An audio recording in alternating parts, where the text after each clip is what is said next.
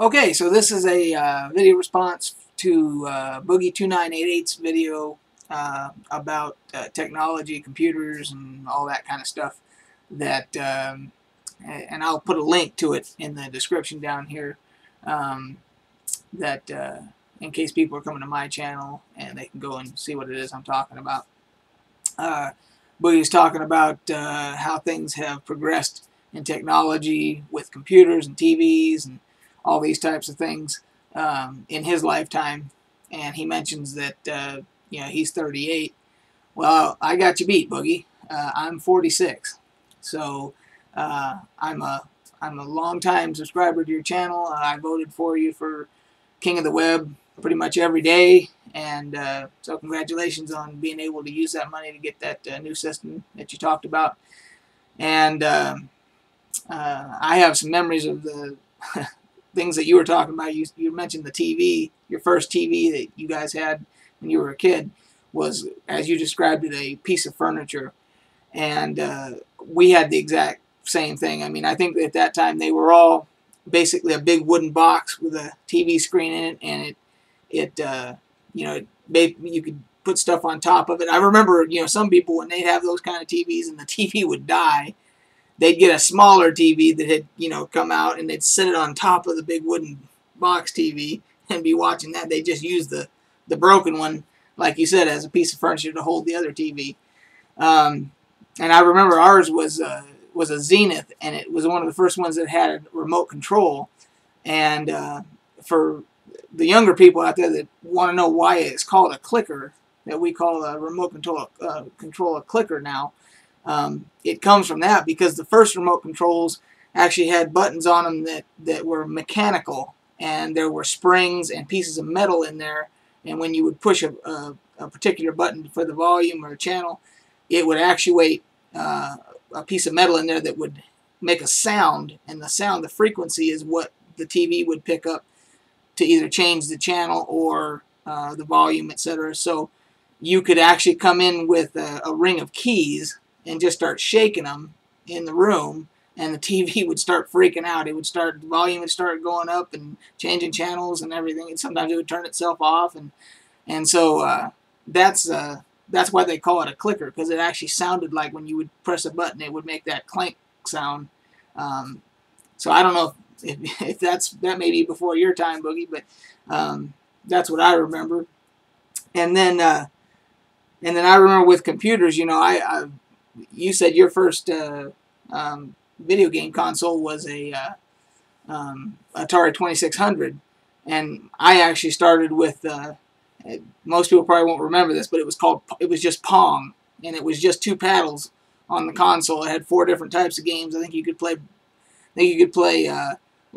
against yourself, and then there was for 2-player, and then there was like doubles or something like that. I don't remember all 4 of the different games. That's all there was. There wasn't any place for cartridges or anything like that. It was just 4 different switches, and you could play 4 different games, and it was just different versions of Pong.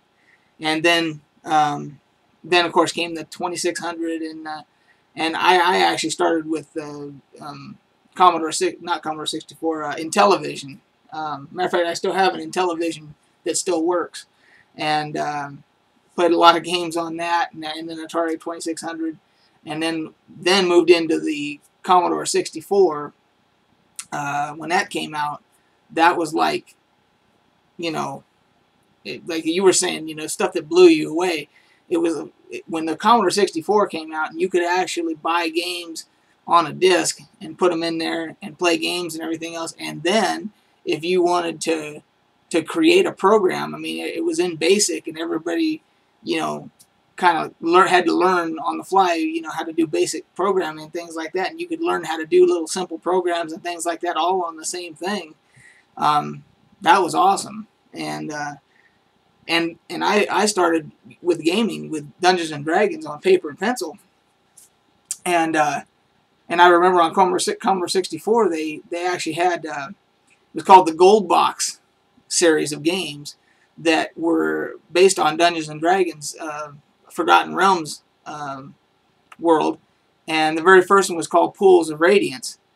And for somebody who was a lifelong Dungeons and Dragons player and had played you know, for years, paper and pencil, and then to be able to actually get on screen and actually play Dungeons and Dragons with the actual rules, you know, D&D rules and everything else in a computer game. I mean, I played that thing and literally probably till my fingers bled, you know. I mean, it was just, you know, you would never have imagined it when you were playing Dungeons and Dragons on paper and pencil that you'd actually be able to do that on a computer screen at some point, you know. And I remember after that was when the first PCs started really coming out, and people couldn't imagine it now, but there was one of the things that was really awesome was I remember the first time I went out and was able to buy a Sound Blaster audio card, because before that your sound basically came through the speaker on the PC, the little tiny tin speaker, and you know, it was just little meaty sounds that were coming out of there and everything, you know, and when they came out with Sound Blaster, it was actually a card you could put in there and actually hook up, you know, speakers to it and everything. And I remember going and buying my electronics boutique. I went down and bought my first Sound Blaster card, and it was actually for Doom was the reason I bought it, because I saw a guy playing Doom at a Super Bowl party. I forget what year it was, and I didn't even want to go watch the Super Bowl. I wanted to play Doom. I mean, and I love football. I'm a big football fan, and I wanted to play Doom. And so I remember I went home that weekend and bought Doom, and then I said, I got to go get a Sound Blaster card because I got to be able to hear this on speakers. I mean, this is, you know, and that wasn't that many years. I mean, it was in the 90s, and, you know, but to me it feels like 100 years ago, you know, and then I remember not too long after that when Quake came out, and these are things that young people would take for granted because they've never, to them it's always been like this, but the first Quake game came out, and a buddy of mine, he told me, if we both get this, we can play this cooperatively. You know, we can get on and we can play as a team.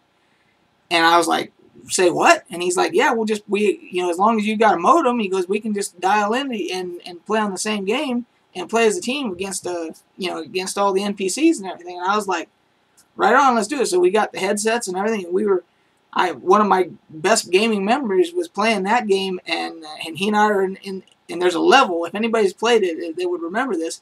There's a level where there's an open hole in the floor at some point, and there's water, and you got to go down in the water and get a key.